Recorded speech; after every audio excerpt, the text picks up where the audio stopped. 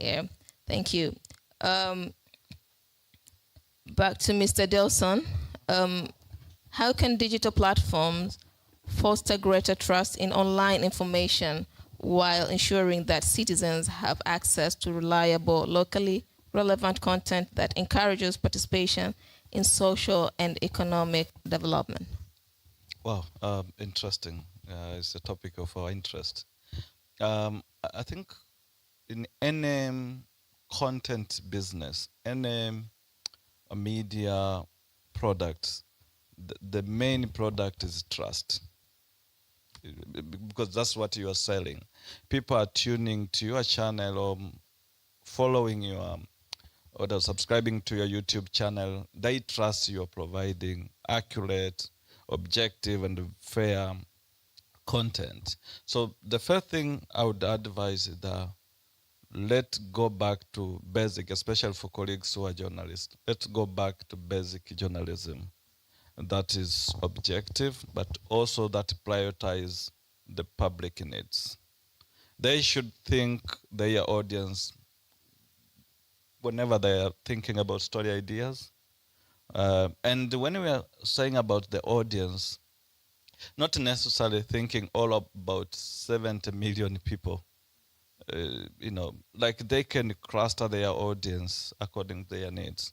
So if they say they have a content about university students, they have their own pain point in the way of survival. They need that content.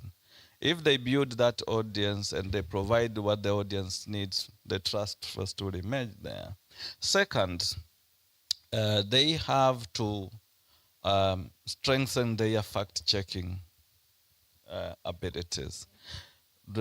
Like every year, we witness the ever increase of misinformation and disinformation. And some of these, they're actually deliberate machinery for misinforming people. And actually, people are profiting from that. And that war is not that easy. And sometimes people can create misinformation, disinformation. They know the media systems of fact-checking are very weak. And through that, and when the media peaks without fact-checking and they publish falsehoods, it's very easy even for authorities to create like draconian laws because they have evidence, people are not fact-checking. And so one of the things we say, okay, can we strengthen our fact-checking capability? We know some of these outlets, especially digital outlets, they don't have enough staff to work on that. We don't tell them, okay, start your fact-checking desk. We know you are few, but can you have the basic skills on how to use digital tools to verify that picture is said to, like, of an accident happening in Morogoro, while it happened in Gambia 5 years ago? Can we use the same digital tools, including AI-powered tools, to verify AI image or video? Because if you see, like, many colleagues publish misinformation, disinformation, and unknowingly. Yeah, that. And the third, what I would advise is that in building trust is when they are creating content, I think they should think about the public interest first. I even said it during the WordPress Freedom Day that I think it's a time to return the media to the people. The media shouldn't be a tool for the rich, for the few who have access to the media. I think the media are there for the people, the commoners who doesn't have access. I remember the time when we went to, I think, Simiyu, the lake zone side, and there was this, I think, 75 years old man. I was waiting for us to do interviews. He couldn't leave, and our camera was almost off. And so then he insisted, I want to talk to you guys. And we said, oh, we are leaving. But we gave him a chance, and they said, you know what? If you guys didn't come this side, in this village, no media would be here. And he told us, this is the first time since I was born talking to a journalist. Wow. It, for me, like, okay, I was about to cut him off, but it actually reminded me my job is not for those big people. The CEOs who have access, they have my number, they can call me. We should be there for people who cannot even access us. Yes, sir. Cover their stories, basic stories, the roads. You saw the roads from Kitunda, and where like people every time they go and repair their cars, and actually Kitunda is just 15 kilometers from city center. Until it was covered, now the contractor is frustrating the construction. It's just basic journalism on that. So through covering public interest stories, that's how we can also build trust. And it's very important. And when I say public interest stories, not necessarily for journalists, there are colleagues who are content creators here. You get the point. So long as you're not breaking rules, can you share that pain point? Can you share that success story? So other people probably they can copy that good thing. And because news spreads so fast nowadays, I think this will build the trust for both of us who are working in the media, and even colleagues who are content creators who probably doesn't have the accreditation, but they create content. So if we do that, I think the public will trust, and the digital platforms will have more impact to humanity than the way we are right now. Now, if I add up an additional question there, and what do you think the journalists are away from the common people? Yeah, ideally, I think I've been struggling to understand this, and I've been talking to some of the senior colleagues.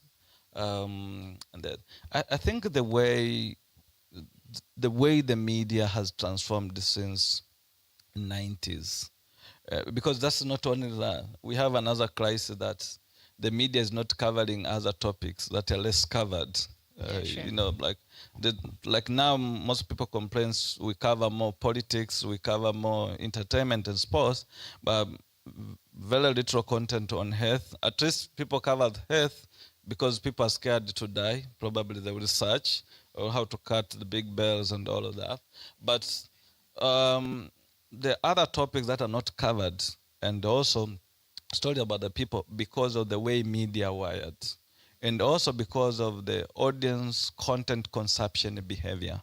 So if you go and check the analytics right now in the digital space, even Google Trend, you see, I think all the top 50 content that is consumed is sports. And if you analyze deep that content, it's all betting, it's matches. So like now with the World Cup, you might find people are very interested with sports. Actually, people are betting.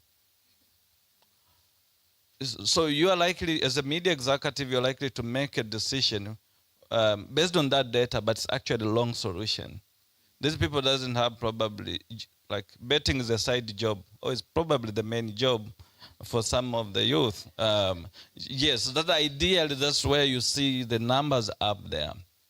Because the media and the content creators also want to gain money from these platforms, they actually produce content that is giving them money so quickly. And that's where you find gossip do very well.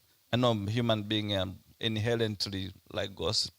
Even if you don't, you inherently like that. So first, I said the audience content consumption behavior is pushing some of the content creators in the media not to like, but we have a duty to create very engaging and interesting content of the issues that are not covered so that the audience can be interested, because we can't keep saying every year, they are not interested while that content is very important. We are here to solve problems, and the problems are meant for human beings, not stones. And that we always need to keep looking for solution on that.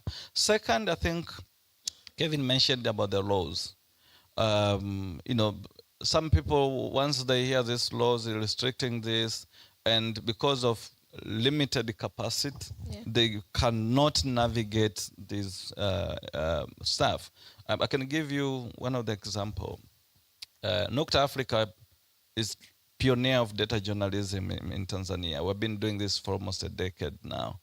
The adoption has been so hard, not because about the environment. There are too much data sets about public interest issues. The CAG reports, they are just public. There are a lot of data there, but people doesn't cover, because in 2015 there was Statistics Act that had some restriction. Yes. But it has been amended. Almost all those clauses have been amended, but people still have that kind of sense, the laws that restrict this. Yeah, so I think the capacity building issues also limit people to produce content about people. And this is very important to all of us, I think. It's a time if you are blessed to have anything to support media in terms of capacity building. Because the content they produce is affecting your business, even if you don't care. Yeah. Because it affects how people consume your product and services. And if they publish misinformation about your business, you'll be crying losses every year. So it's very important for all of us to work together to support the media and the other colleagues who are in the content production. Because if I find a movie with a script on something which is also wrong, so the awareness should be across the ecosystem. Sure. And the journalists or the media industry should be capacitated. Yeah, because they're the ones sharing information. Yeah, sure. Yeah.